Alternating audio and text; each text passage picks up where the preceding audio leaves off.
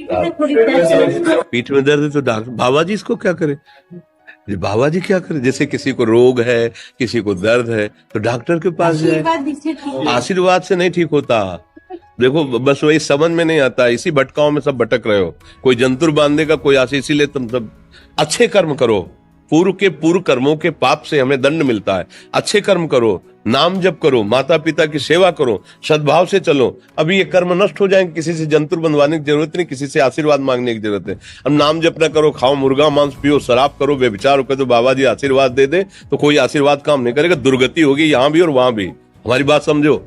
जरूर बुरा लगता है, सत्य विषय बुरा लगता है, पर अगर बच्चा सावधान हो जाओगे तो सुखी हो जाओगे। कोई भी हो, हम किसी एक के लिए बात नहीं करते, सबके लिए करते हैं। सब भागते हैं इस बात में कि बाबा जी आशीर्वाद दे, रोग रहित हो जाओ। कभी नहीं होगा, कभी नहीं होगा। तुम्हारे आचरण ठीक होंगे तब तुम्हारा सब काम बनेगा।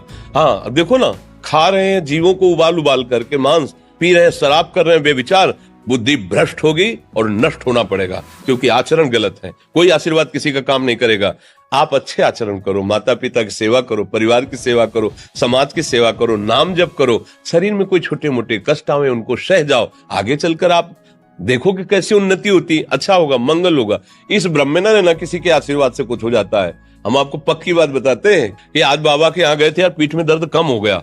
ये तुम्हारा पुण्य लग गया, पुण्य बन गया, तुम्हारा कर्म। तुम आए ना यहाँ तो जो जो पाग आगे धरे कोटिन यज्ञ समान, साधु दर्शन के लिए भाव से आए तो तुम्हारा वो रोग नष्ट होगा। तुम्हारे कर्म से नष्ट हुआ, तुम सत्कर्म किए ना, उससे कर नष्ट हुआ। बात समझो बच्चा, आप हमारे घर के हो सब।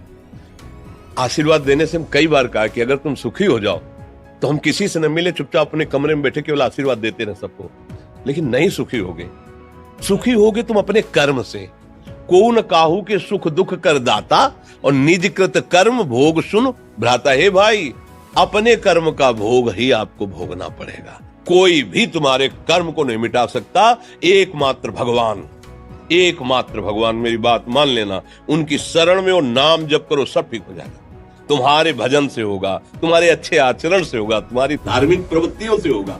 अब ये बात ना समझो तो फिर हम क्या कह सकते हैं। नहीं, हाँ यही तुम्हारा जन्मदिन की सफलता है कि हमारी बात मान लो, राधा राधा रटो, कोई नशा मत करना, अपने माता पिता की सेवा करो, समाज की सेवा करो जितना। और जो कष्ट है वो स्थायी नहीं है। आज विपत्ति आई, कल खत्म हो जाएगी।